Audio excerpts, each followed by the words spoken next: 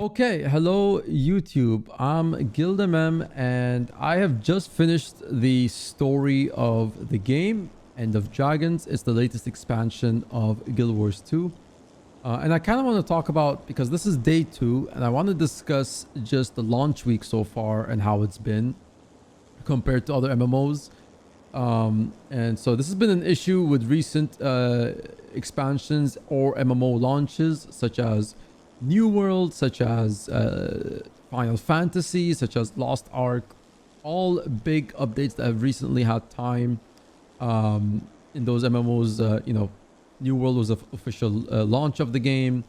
Final Fantasy was their latest expansion, and Lost Ark was just a release in the West over there. And even comparing it to like 9.1 and 9.2 patch or 9.1 patch in World of Warcraft, Shadowlands. So Guild Wars 2 End of Dragons had no downtime. As soon as the game was live and ready to be downloaded, everybody downloaded it. I downloaded it on the stream. We were watching like a pre-stream hype on the official Guild Wars 2 channel on YouTube or Twitch. But as soon as the game was ready to go, download the game, you're good to go. You know, at that point, it's really, your internet is really what's gonna determine how fast you download it. But once you got into the game, there was no problem at all. Like, we immediately got into the game, we immediately got into the story right away. So there was no trouble of waiting like an hour, 3 hours, 8 hours of queue time trying to even play the game. The game was already ready to go. No pre-download, but you know, I don't know if that's something they just can't do, but it was still nice to be able to just download the game and get into it with almost no problem at all. And now a bit about the story.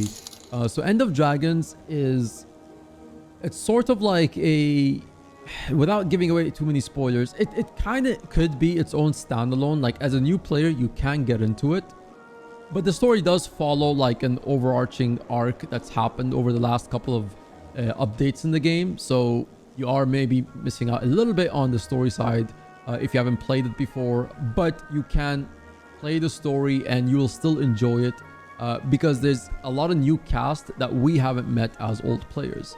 And I have to say, the world building in this expansion is one of the best I've seen. It feels like ANET has really learned from how they've built previous expansions. So the world building is, you get into the starter zone. This is actually the starter zone right now. You know, you get an introduction of how you get to the new continent in the game. And once you get that introduction and you're now in the new continent, you're slowly introduced to the maps, and obviously you're doing the story in the first map as always. They even give you like a nice tutorial area to kind of learn about some of the simpler game mechanics, such as dodging AoE, such as combo fields, such as breaking a defiance bar or a break bar of a boss to stun them. So they slowly ease you into the game, right? And the story and things like that. And one of the cool things is they've made their, you know, kind of side quests actually part of the progression. Like, you will need to do the side quests because there's a lot of like new features, new like mastery lines that you have in the expansion. Some of the mastery lines are fishing, skiffs, which are basically like boats that you can summon, calling in your Jade bot that helps you. A lot of these mini quests, which are called hearts in Guild Wars 2, they make you do them so that you can get accustomed, and there's kind of like no way around it. Like, you kind of have to do a bit of it just to like advance your plot. And it's really good because it kind of makes you learn these masteries. Like, you know, sometimes people just like take them and get them and they almost never touch them later. So this was a really good way of getting that done and out of the way, and kind of getting players accustomed to them. So the storytelling, again, it eases you into the game. You're not going too far off in the maps. You're like going here, going there, and then slowly you like maybe have to go a little bit further in the map to explore. And then when you go to the next map, it's not like you just forget about the first map. You actually go to the next map, you get to the third map, and then there are still missions that call you back to the previous maps. So it's not this sort of only forward momentum in the story. You also have to go back to, you know, missions that are relevant to advance the story, but they require you to go back to the old maps that you just explored.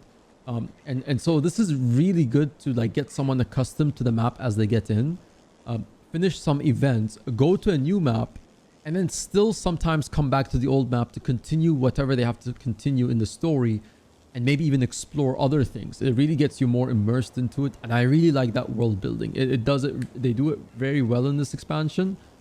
They sort of did it very well in Path of Fire, where you kind of sometimes go back to previous maps, but this expansion they really made sure that you're not just finishing a couple of missions in the map and moving on. Like, you are more likely to come back for something that requires you to be there.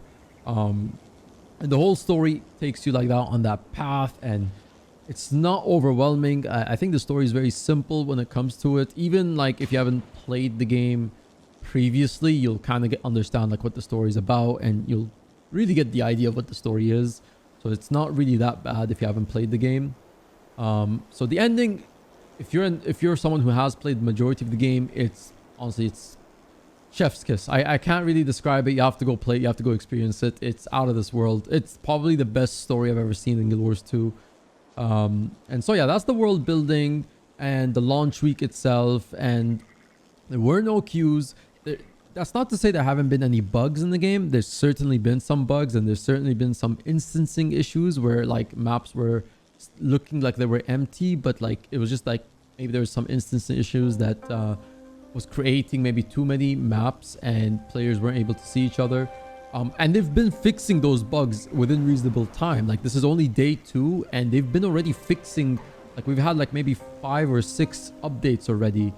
And the updates aren't server maintenance. You're not like waiting 2-3 hours for these updates to make the game playable again. No, these updates get rolled out, you log off, you patch the game again, and you're ready to go again. You know, like there's almost no downtime.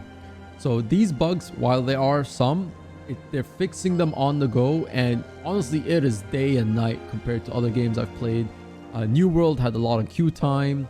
I didn't play Final Fantasy myself, but you know, that seemed to be a huge problem with the community as well. Was, you know, just so many queues because there's so many players, and there was not, you know, enough servers to accommodate them. And same here with Lost Ark, there was the same issue as well. So yeah, Guild Wars 2 End of Dragons, so far the story is phenomenal. There's been no launch issues, you know, a couple bugs here and there, and they've been fixing them all around. I will say the maps are beautiful, the maps are gorgeous.